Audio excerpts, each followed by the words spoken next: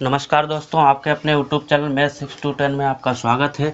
इकाई 1 परिमेय संख्याएं गणित कक्षा 8 अभ्यास 1 F का पहला प्रश्न, निम्नांकित कथनों के सम्मुख सत्य या असत्य जो सही हो लिखिए का पहला भाग है। माइनस का 6/7 प्लस 6/7 परिमेय संख्या नहीं है, तो ये कथन असत्य है। ये परिमेय संख्या है, जहाँ यहाँ पर नहीं लगा है इसलिए ये कथन असत्य है। यहाँ पे लिख देंगे असत्य। कैसे ये असत्य है? देखो, माइनस का 6/7 और ये प्लस का 6/7, ये माइनस का है, ये प्लस का है, तो ये कट जाएगा और बचेगा 0। और 0 भी एक परिमेय संख्या होती है। यहाँ पे कह रहा नहीं है, तो ये कथन असत्य है। दूसरा भाग, परिमेय संख्याओं के योग का अवयव शून्य है। अब परिमेय संख्याओं के योग का अवयव शून्य है, हाँ शून्य है, ये कथन सत्य है। कैसे है? यदि किसी भी संख्या में मान लिया ये 3 है, 3 में शून्य जोड़ दें तो कोई फर्क नहीं पड़ेगा, 3 ही आएगा। तो शून्य योग का पूछ रहा, योग का अवयव शून्य है, तो हाँ ये सत्य है। तीसरा भाग, परिमेय संख्या शून्य का योगात्मक प्रतिलोम नहीं होता है, ये असत्य है।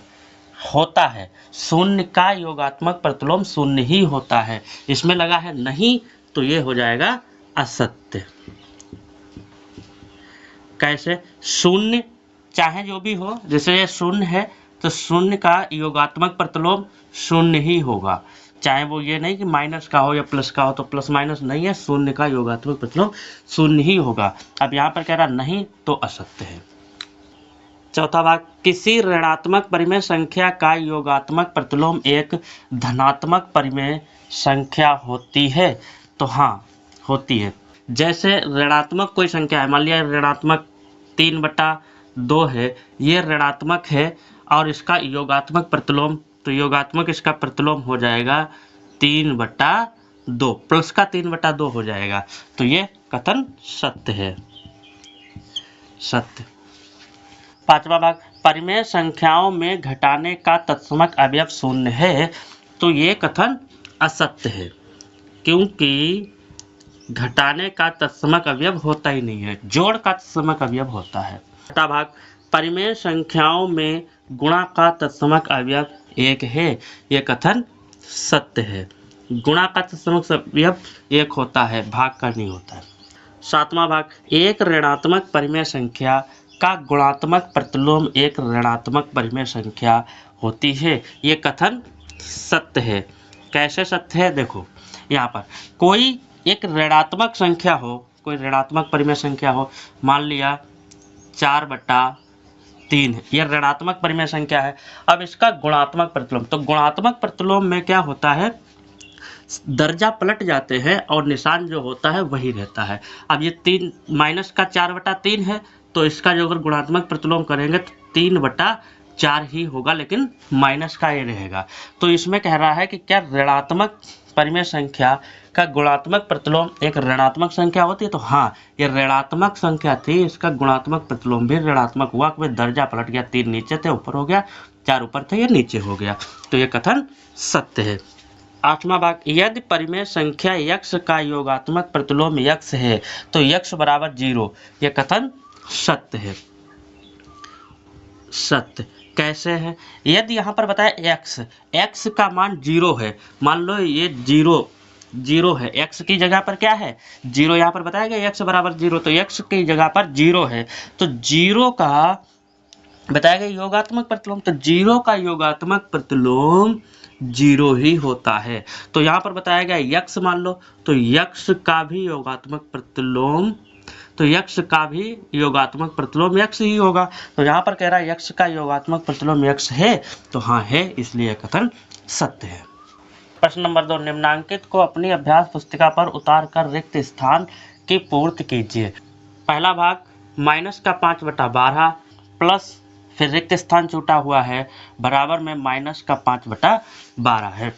अब यहाँ पर क्या जोड़ दें कि माइनस का 5/12 ही हो जाए, तो देखो यहाँ पर माइनस का 5/12 और यहाँ पर हम यदि इसमें 0 जोड़ देते हैं तो माइनस का 5/12 ही हो जाएगा। जैसे देखो यहाँ पर कोई और संख्या, जैसे मान लिया ये 5 है, 5 में यदि हम 0 जोड़ देते हैं तो 5 ही तो मिलेगा। तो इसी प्रकार से इसको भी माइनस का 5/12 में यदि हम 0 जोड़ देते हैं तो माइनस का 5/12 ही होगा। तो यहाँ पर 0 आएगा। दूसरा भाग माइनस का 4/5, फिर माइनस, फिर रिक्त स्थान बराबर में 0। अब कह रहा है इसमें से क्या घटा दिया जाए कि इतना ही प्राप्त हो जाए। जैसे अब मान लो यहाँ पर ये 5 हैं, यदि 5 में से हम 5 को घटा देंगे तो 0 ही प्राप्त होगा। तो इसी प्रकार से इसको भी माइनस का 4/5, फिर माइनस का निशान, फिर ये माइनस का 4/5 को घटा देते हैं तो देखो माइनस का 4/5 माइनस माइनस हो जाता है प्लस का 4/5। अब ये माइनस का 4/5 या प्लस का 4/5, तो ये माइनस प्लस कट गया तो हमारा बचेगा क्या, 0 बचेगा। तो इसलिए माइनस का 4/5 आंसर आएगा। दूसरा भाग 1/-2, फिर माइनस में घात लगी है तो इसका मतलब है ये गुणात्मक प्रतिलोम है। तो गुणात्मक प्रतिलोम में क्या होता है कि दर्जा पलट जाता है, ऊपर का नीचे हो जाता है। तो देख जैसे इसे हल 1/-2।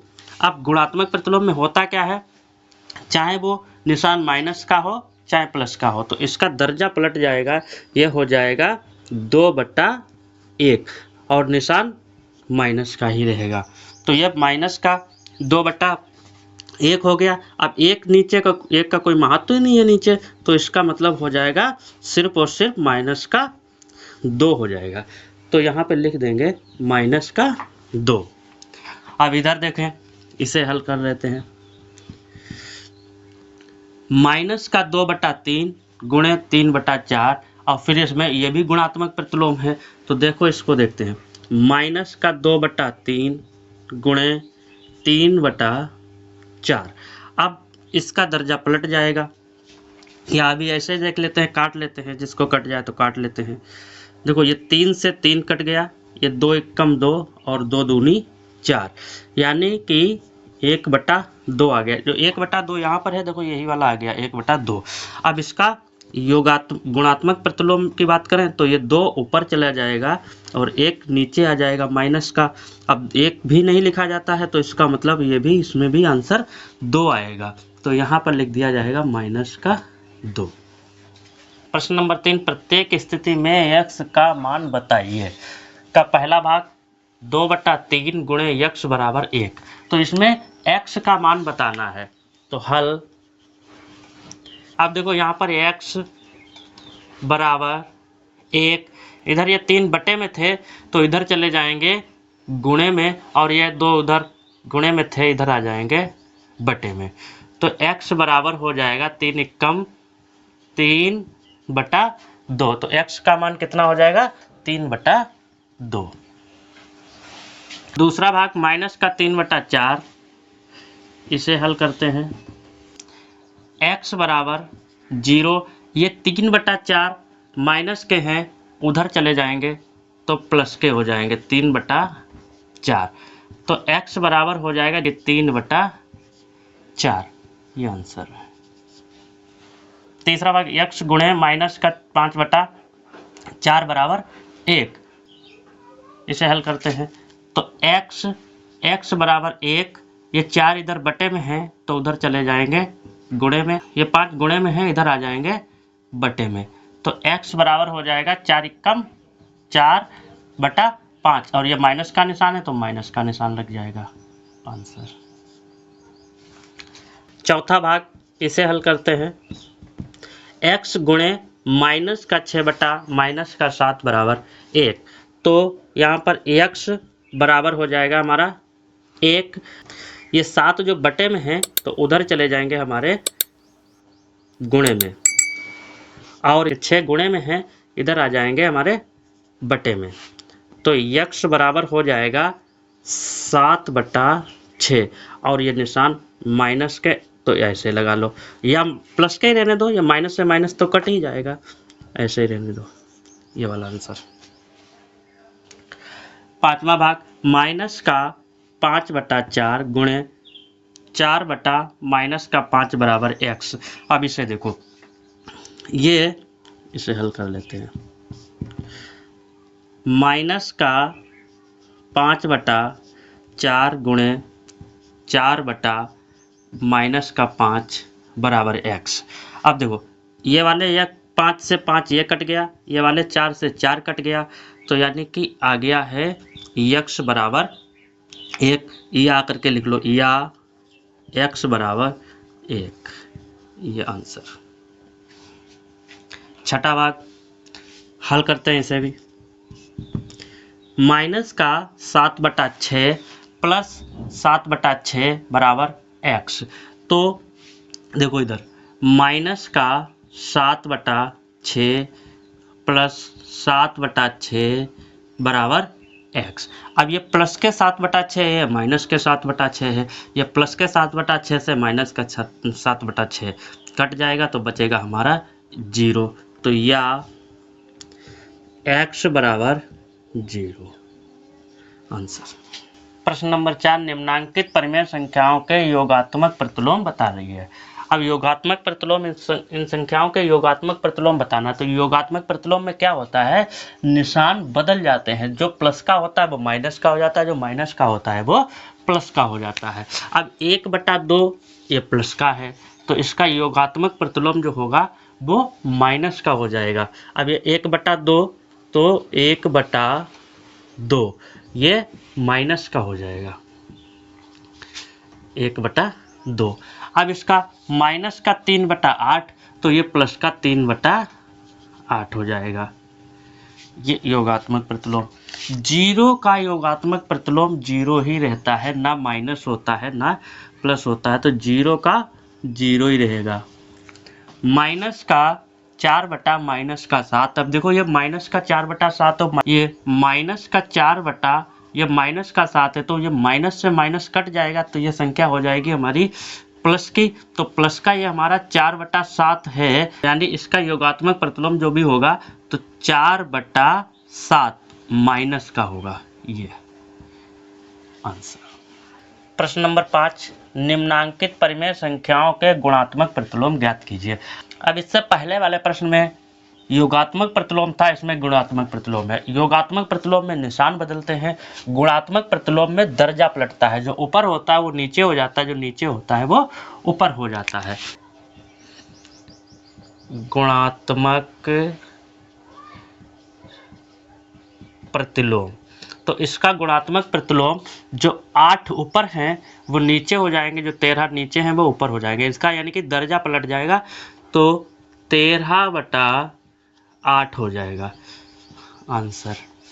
अब ये सब गुणात्मक प्रतिलोम है, इसका क्या होगा, माइनस का 6/19 है, तो इसका हो जाएगा 19/6। माइनस चाहे कहीं पर लगा लो, तो बीच में लगा लो, चाहे ऊपर लगा लो, चाहे नीचे लगा लो, 19/-6।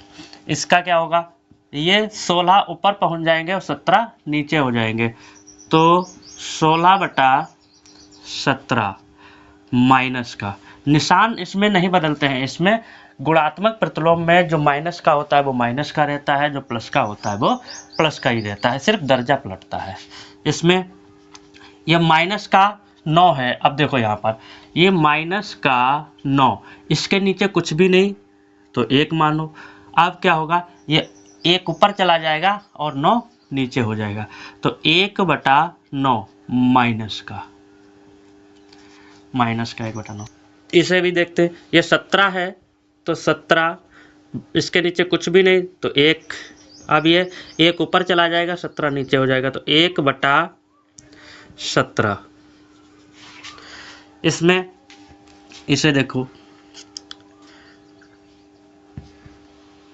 2/5 गुणे 9/4, ये कट जाता है, जो ऊपर नीचे गुणा में होता है तो कट जाता है। ये 2 एकम 2 और 2 दूनी 4, जो कट रहा है उसको काट लेते हैं, तो ऊपर हो गया हमारा 9 एकम 9 और इधर 5 दूनी 10।